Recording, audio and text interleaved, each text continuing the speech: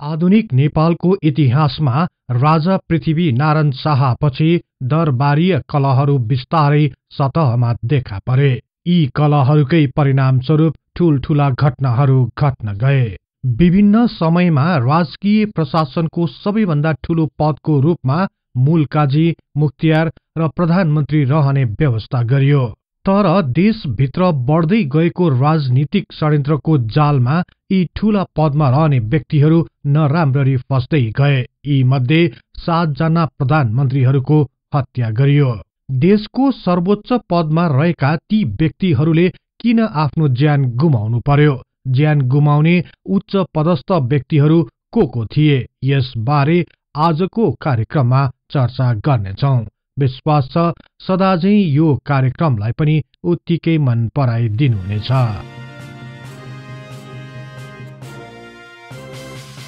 विक्रम सम्वत 1831 सालमा राजा पृथ्वी नारायण शाहको निधन भयो। उनीपछि प्रताप सिंह शाह नेपालको नयाँ राजा भए। राजा प्रताप सिंह शाहले लामो समयसम्म राजकाज गर्न सकेनन्। अन्ततः विक्रम सम्वत 1834 सालमा उनको पनि देहान्त भयो। उनको मृत्युपछि रणबहादुर शाह राजा बने। राजा बनेका रणबहादुर शाह नाबालक नै रहेकाले उनकी आमा राजेन्द्र लक्ष्मी नायबीको रूपमा काम गर्न थालिन्। उनले शासन सत्ता आफ्नो हातमा लिएको 8 वर्षपछि नै अर्थात् विक्रम सम्वत 1842 सालमा राजेन्द्र लक्ष्मीको मृत्यु भयो। उनको मृत्युपछि राजा रणबहादुर शाह नाबालक नै रहेकाले उनका काका बहादुर शाहले राजाको नायबको रूपमा कार्य गर्न थाले। विक्रम सम्वत 1851 सालमा 18 वर्ष पुगेका राजा रणबहादुर शाहले आफ्नो काका बहादुर शाहलाई पदच्युत गर्दै नेपालको शासन सत्ता आफ्नो हातमा लिए। रणबहादुर शाहको हातमा शासन सत्ता आएपछि भने नेपालको राजनीतिले अर्कै मोड लियो। विक्रम सम्वत 1855 सालमा रणबहादुर शाहले रानी कान्तिवतीको तर्फबाट जन्मेका गृहयुद्ध विक्रमलाई राजा बनाए। यसपछि रणबहादुर शाहले गृहयुद्ध विक्रम शाहको राज्य गर्ने कानूनी उमेर नपुगेसम्म जेठी महारानी राजराजेश्वरी देवीलाई नायबी र सुवर्ण प्रभालाई सहायक बनेर राज्य सञ्चालन गर्ने अख्तियार दिए। कीर्तिमान सिंह बस्नेतलाई मूल काजी बनाए भने दामोदर पाण्डे, नरसिंह गुरुङ र त्रिभुवन खवासलाई काजी बनाए। यस प्रकार नेपाली इतिहासमा कीर्तिमान सिंह बस्नेत पहिलो मूल काजी बन्न सफल भए। विक्रम सम्वत 1856 सालमा कान्तिवतीको मृत्यु भएपछि नेपाली राजकाजमा अर्कै तरङ्ग उत्पन्न भयो। देशभित्र बढ्दै गएको संघर्षका कारण रणबहादुर शाह बनारसतिर पलायन हुन बाध्य भए। उनीसँगै जेठी महारानी राजराजेश्वरी पनि बनारसतिरै लागिन्। सो समयमा नाबालक राजा गृहयुद्ध विक्रमका नायबी भएर माइली रानी सुवर्ण प्रभाले राजकाज गर्न थालिन्। नायबी बनेकी रानी सुवर्ण प्रभाले बनाएको नयाँ भारदारी सभामा पुनः कीर्तिमान सिंह बस्नेतलाई नै मूल काजी बनाए। तर भित्रै मूल काजी कीर्तिमान सिंह बस्नेत विरुद्ध विभिन्न षड्यन्त्रहरूको बिउ रोपिन थालियो। विभिन्न समूहहरूले गोप्य रूपमा भिन्न भिन्न षड्यन्त्रहरू बुन्न थाले। यही षड्यन्त्रहरूको घानमा परि विक्रम सम्वत 1858 साल असार 15 गते राति करिब 9 बजेतिर मूल काजी कीर्तिमान सिंह बस्नेतको अज्ञात व्यक्तिहरूद्वारा हत्या गरियो। मूल काजीको हत्यापछि माइली रानी सुवर्ण प्रभाले सो बारे छानबिन गर्न कचहरी बोलाइन्। तर हत्यारा पत्ता लगाउन सकिएन। शंकाको आधारमा 120 जना भारदारहरूलाई कैद गर्नुको साथै दामोदर पाण्डेलाई पदच्युत गरियो। दामोदर पाण्डेले जनै छोएर नभाग्ने शपथ लिएका कारण उनको केवल पद मात्रै खुसियो। तर उनका छोरा रणकेशरलाई भने नेल ठोकियो। विदुर शाही, श्रीकृष्ण शाह र रणजित पाण्डे लगायत अन्य केही भारदारहरू भने ज्यान बचाउन तराईतिर भागे। काजी प्रतिमान राणा, सरदार गर्बु खवास, इन्द्रसिंह खवास लगायत अन्य 7 जनाको सजाय स्वरूप हत्या गरियो। यसरी आधुनिक नेपाली इतिहासमा पहिलो पल्ट उच्च पदस्थ व्यक्तिको हत्या हुन गयो। यसपछि विक्रम सम्वत 1859 सालमा जेठी महारानी राजराजेश्वरी बनारसबाट नेपाल आइन्। नेपाल भित्रिएपछि उनले माहिली रानीलाई सत्ताच्युत गर्दै नायबीको रूपमा देशको शासन सत्ता आफ्नो हातमा लिइन्। रानी राजराजेश्वरीले नयाँ भारदारी सभा बनाउने क्रममा दामोदर पाण्डेलाई मूल काजी बनाइन्। तर यसको एक वर्ष भित्र नै अर्थात् विक्रम सम्वत 1860 सालको अन्ततिर रणबहादुर शाह, भीमसेन थापा लगायत उनका अन्य भारदारहरू नेपाल फर्किए। रणबहादुर शाहको आगमनलाई मूल काजी दामोदर पाण्डेले रोक्न चाहे, तर उनको सो योजना सफल हुन सकेन। अन्ततः उनलाई पक्राउ गरियो। विक्रम सम्वत 1860 साल चैत्र 3 गतेका दिन रणबहादुर शाहले आफ्ना छोरा राजा गिरणयुद्ध विक्रम शाहको नायब भएर शासन सम्बन्धी सम्पूर्ण अधिकार आफ्नै हातमा लिए। यसरी शक्ति सम्पन्न भएपछि रणबहादुर शाहले पक्राउ परेकाहरूको फैसला सुनाउन थाले। आफू निर्दोष रहेको भनी काजी दामोदर पाण्डेले बिन्ती चढाउँदा पनि त्यसको सुनवाई भएन। अन्ततः रणबहादुर शाहको आदेशमा मूल काजी दामोदर पाण्डेलाई लुमडी भद्रकाली अगाडि हत्या गरियो। उनीपछि क्रमशः उनका छोराहरू ललितबम, गजकेशर र रणकेशर पाण्डे, दामोदर पाण्डे पक्षका भनिएका काजी भीम खवास, द्वारे समनसिंह, सुबेदार मनमत, सरदार इन्द्रमान सिंह खत्री आदि भारदारहरूलाई पनि काटेर मारियो। यसरी अज्ञात व्यक्तिद्वारा मूल काजी कीर्तिमान सिंह बस्नेतको हत्या भएपछि उनी पछिका अर्का मूल काजी दामोदर पाण्डेको पनि सजाय स्वरूप हत्या गरियो। मूल काजी कीर्तिमान सिंह बस्नेत र दामोदर पाण्डेपछि मुख्तियार पदको सृजना भयो। रणबहादुर शाह मुख्तियारको रूपमा देशको शासनभार सम्हाल्न थाले। उनी पनि लामो समयसम्म शासन सत्तामा टिकिरहन सकेनन्। विक्रम सम्वत 1863 सालमा मुख्तियार रणबहादुर शाहको आफ्नै सौतेली भाइ शेरबहादुर शाहीले हत्या गरिदिए। यसरी क्रमशः 3 जना उच्च पदस्थ व्यक्तिहरूको हत्या हुन गयो। रणबहादुर शाहको हत्यापछि भीमसेन थापाले मुख्तियार भई देशको शासन सत्ता चलाउन सुरु गरे। उनले 31 वर्षसम्म एकलौटी रूपमा सत्ताको उच्च पदमा रही काम गरे। तर विक्रम सम्वत 1894 साल ताका विभिन्न आरोपमा उनलाई पदच्युत गरियो। पदच्युत गरिएपछि उनलाई पक्राउ गरी थुनामा राखियो। यसको केही महिना पछि नै उनले सफाई पाए र उनी छुटे। तर भीमसेन थापाको विरुद्ध केही मानिसहरू निकै लागि परे।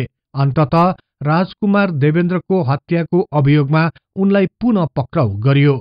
कैदमा रहेका भीमसेन थापालाई असह्य शारीरिक र मानसिक यातना दियो। अन्ततः विक्रम सम्वत 1896 सालमा आफ्नो अपमान सहन नसकी उनले आत्महत्या गरे। केही इतिहासकारहरूका अनुसार भीमसेन थापा बन्दी अवस्थामा रहेको बेला उनको हत्या गरियो, तर पछि उनले आत्महत्या गरे भनेर प्रचार गरियो।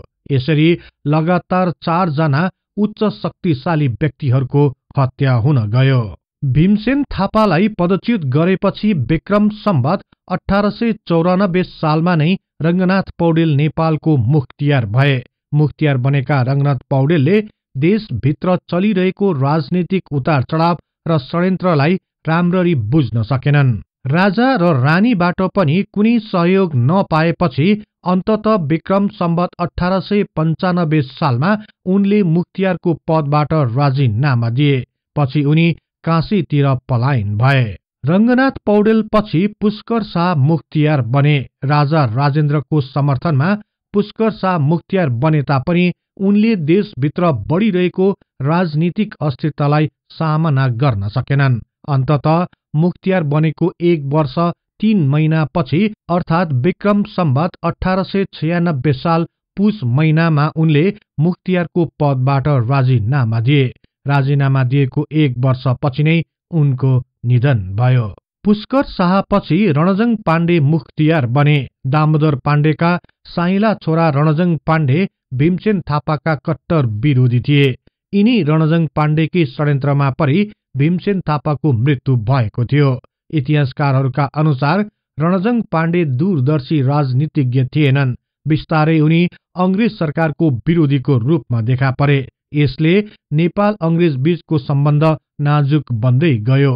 अन्ततः विक्रम सम्वत 1897 सालको अन्ततिर राजा राजेन्द्रले रणजंग पाण्डेलाई मुख्तियार पदबाट मुक्त गरिदिए। पद मुक्त भएपछि उनी राजनीतिबाट निष्क्रिय जस्तै भए र विक्रम सम्वत 1900 सालमा उनको काल गतिले मृत्यु भयो। रणजंग पाण्डेलाई पद मुक्त गरेपछि विक्रम सम्वत 1897 सालमा फत्तेजंग शाहलाई मुख्तियार बनाइयो।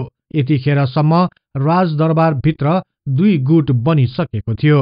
दुई गुटको कलहले बिस्तारै विकराल रूप लिँदै गयो। युवराज सुरेन्द्र शाहको उपद्रवको कारण मुख्तियार फत्तेजंग शाह निरीह जस्तै बन्दै गए। यसै समयताका राजा राजेन्द्रले कान्छी रानी राज्य लक्ष्मीलाई असीमित अधिकार सुम्पिएको घोषणा गरे। यसपछि शक्तिशाली बनेकी कान्छी रानीले फत्तेजंगलाई हटाई एक शक्तिशाली मुख्तियारको खोजीमा लागि परिन्। मुख्तियार फत्तेजंग शाहको कमजोर प्रस्तुतिका कारण राजा राजेन्द्र पनि उनीबाट निराश बन्दै गए। अन्ततः भारतमा रहेका मातुरसिंह थापालाई नेपाल बोलाइयो र विक्रम सम्वत 1900 सालको मंसिर महिनामा उनलाई मुख्तियार पदमा नियुक्त गर्यो। मातुरसिंह थापा मुख्तियार भएपछि उनी राजदरबारभित्रको चक्रव्यूहमा नराम्ररी फस्दै गए। अन्ततः उनले युवराज सुरेन्द्रको पक्ष लिए। यो कार्यले कान्छी रानी र राजा राजेन्द्र निकै हताश भए। यसपछि नै उनीहरूले मातुरसिंह थापालाई हटाउने षड्यन्त्र रच्न थाले। तर मातुरसिंह थापाले शक्तिशाली युवराज सुरेन्द्र शाहबाट विशेष अधिकारहरू हत्याउँदै लगे। मातुरसिंह थापा भारतमा बसेकाले उनलाई बेलायतको शासन पद्धतिको बारेमा राम्रो जानकारी थियो। बेलायतमा राजापछि प्राइम मिनिस्टर अर्थात् प्रधानमन्त्री नै सर्वे सर्वा हुन्छ भन्ने बुझेका मातुरसिंहले नेपालमा पनि त्यस्तै पद लिन चाहन्थे। त्यसपछि मुख्तियार भन्दा शक्तिशाली अधिकार सहितको प्रधानमन्त्री पदको लालमोहर नानी राजा सुरेन्द्रबाट लिन उनी सफल भए। यसरी मातुरसिंह थापा औपचारिक रूपमा नेपालमा प्रधानमन्त्रीको पद प्राप्त गर्ने पहिलो व्यक्ति बने। यसपछि नै नेपाली इतिहासमा मूलकाजी र मुख्तियारपछि प्रधानमन्त्रीको पद उल्लेख हुन थाल्यो। मातुरसिंह थापा निकै शक्तिशाली बन्दै गएपछि राजा राजेन्द्र र रानी निकै सशंकित हुन थाले। अन्ततः जंगबहादुर कुँवर र गगनसिंहको सहयोगमा विक्रम सम्वत 1902 साल जेठ 2 गते प्रधानमन्त्री मातुरसिंह थापाको षड्यन्त्रपूर्वक हत्या गरियो। यसरी देशको उच्च पदमा रहेका व्यक्तिहरूको हत्याले निरन्तरता पाउँदै गयो। मातुरसिंह थापाको हत्यापछि फत्तेजंग शाहलाई प्रधानमन्त्री पदमा नियुक्त गरियो। उनी एक प्रकारले नाम मात्रका प्रधानमन्त्री बने। कान्छी रानीका प्रिय व्यक्ति गगनसिंह नै देशको सर्वे सर्वा व्यक्तिको रूपमा स्थापित हुन पुगे। यसै समयताका गगनसिंहको अचानक हत्या हुन गयो। गगनसिंहको हत्यारा पत्ता लगाउन कान्छी रानीले कोतमा सामेल हुन सबैलाई आदेश दिइन्। यही कोतमा जंगबहादुर कुँवरको अग्रसरतामा एक ठूलो घटना घट्न गयो। कोत पर्वको नामले प्रख्यात सो घटनामा प्रधानमन्त्री फत्तेजंग शाहको पनि हत्या गरियो। यसरी शक्तिशाली व्यक्तित्वहरूको हत्याको श्रृङ्खलामा अर्को व्यक्तिको हत्या पनि जोडिन पुग्यो। यसपछि एकाएक जंगबहादुर कुँवरको उदय भयो। भीमसेन थापा र मातुरसिंह थापा जस्ता शक्तिशाली व्यक्तिहरूको पतन हुनको मुख्य कारण राम्ररी बुझेका जंगबहादुरले आफ्नो स्थायित्वको लागि राजा र रानीबाट अनन्त शक्ति हत्याउन सफल भए। यसरी विक्रम सम्वत 1903 सालमा राणा शासनको उदय भयो। जंगबहादुर राणाले एक छत्र रूपमा देशको शासनलाई अघि बढाए। राजदरबारभित्रको षड्यन्त्रलाई पुरै निर्मूल पारे र शक्तिशाली प्रधानमन्त्रीको पद र श्री 3 महाराजको पद प्राप्त गर्न सफल भए। यसपछि शाह राजाहरू निरीह बन्दै गए। जंगबहादुर राणाले शासन गरेको 30 वर्षपछि अर्थात् विक्रम सम्वत 1933 सालमा प्रधानमन्त्री तथा श्री 3 महाराज जंगबहादुर राणाको मृत्यु भयो। उनीपछि उनका भाइ रणदीप सिंह नेपालको प्रधानमन्त्री तथा श्री 3 महाराज बने। उनी उदार र धार्मिक प्रवृत्तिका व्यक्ति थिए। उनले जङ्गबहादुरका छोराहरूलाई बढी नै प्राथमिकता दिन थालेपछि उनका भतिजाहरू रणदीपसँग निकै चिडिए। अन्ततः विक्रम सम्वत 1942 साल मङ्सिर 9 गते रातको समयमा धीर शमशेरका छोराहरू डम्बर शमशेर, खड्क शमशेर, चन्द्र शमशेर र भीम शमशेर रणदीप सिंहको खोपीमा गए। प्रधानमन्त्री रणदीप सिंहले केही सोध्न नपाउँदै उनलाई गोली हानियो र उनको त्यही मृत्यु भयो। उनी पछि वीर शमशेर नेपालको नयाँ प्रधानमन्त्री बने। यस प्रकार सत्ता षड्यन्त्रको कारण विभिन्न कालखण्डहरूमा मूल काजी, मुख्तियार तथा प्रधानमन्त्री बन्न सफल भएका उच्च पदस्थ व्यक्तित्वहरूको अवसान असामयिक हुन गयो। विक्रम सम्वत 1855 सालदेखि विक्रम सम्वत 1942 सालसम्म अर्थात् 87 वर्षको अन्तरमा नेपालमा 11 जना प्रधानमन्त्री वा सो सरको पद ग्रहण गर्न सफल भए। ती 11 जना प्रधानमन्त्रीहरू मध्ये 7 जनाको निर्मम तरिकाले हत्या गरियो। यसरी तत्कालीन तरल राजनीति र दरबारभित्रको राजनीतिक खिचातानी र षड्यन्त्रमा परि 7 जना उच्च पदस्थ व्यक्तित्वहरूले आफ्नो ज्यान गुमाउनु पर्यो। यहाँहरूलाई यो कार्यक्रम कस्तो लाग्यो कृपया कमेन्ट बक्समा लेखी पठाउनुहोला। यस्तै तथ्य इतिहासको लागि हिस्ट्री इन नेपाली च्यानललाई सदैव सम्झनुहोस्। इतिहासको कुनै पनि कालखण्ड बारे तपाईलाई सुन्न र बुझ्न चाहना राख्नु भएको छ भने तल रहेको कमेन्ट बक्समा उल्लेख गर्नुहोस्। हामी सो बारे प्राथमिकताका साथ कार्यक्रम बनाउने नै छौं। जाँदा जाँदै यस च्यानललाई लाइक, शेयर र सब्स्क्राइब गर्दै बेल आइकनमा क्लिक गरी हाम्रो यो तथ्य इतिहासको बारेमा ज्ञान प्रसार गर्ने लक्ष्यलाई साथ दिनुहोस् भन्दै अर्को कार्यक्रममा फेरि भेट्ने बाचा गर्दै अहिलेलाई बिदा हुन चाहन्छु। हवस् त, नमस्कार।